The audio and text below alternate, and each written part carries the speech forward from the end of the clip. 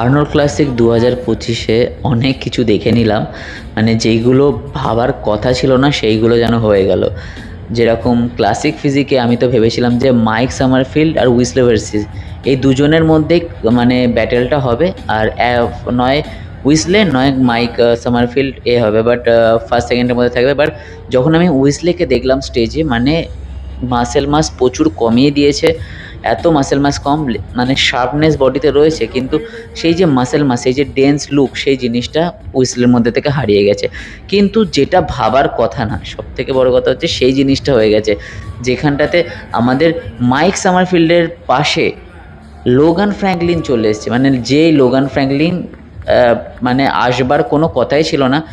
2025-এর Arnold ক্লাসিকে এত sharp লাগছে লোগানকে, মানে সুপিরিয়ার কন্ডিশন, সুপার শার্প আর ড্রাই, মানে একদম মনে হচ্ছে যেন ক্লাসিক ফিজিক্সের জন্য একদম পারফেক্ট একটা বডি যদি কাউকে বলা হয়, সেরকম লাগছে হচ্ছে এখানে লোগান ফ্র্যাঙ্কলিনকে। কিন্তু এদিক দিয়ে আমাদের মাইক সামারফিল্ডও কম যায় না।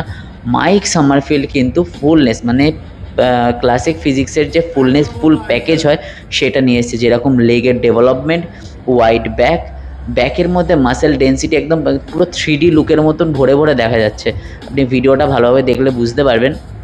মানে দুটোই কিন্তু কম্পিটিশানের মধ্যে একদম টক্কর দেওয়ার কম্পিটিশান। এদিকে যদি আপনারা দেখেন যে লোগান যখন ব্যাক মারছে, ব্যাক ডাবল বাইসেপস মারছে, মানে মাসেলসের মধ্যে যে শার্পনেস, যে ড্রাইনেস, সেটা একদম সুপিরিয়ার কন্ডিশনে দেখা যাচ্ছে।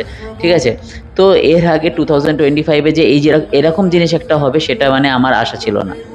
তো দুজনেই সুপারব কন্ডিশন। মানে আমার কথা আটকে যাচ্ছে জাস্ট, কারণ আমি এই জায়গাটাতে ভেবেছিলাম হুইসলে আসবে, তো সেই জায়গাটাতে হুইসলের জায়গাতে এসছে ফ্র্যাঙ্কলিন, যে মানে আসবার কথাই না। Thank you, gentlemen. Great job. This concludes round one. Back to you.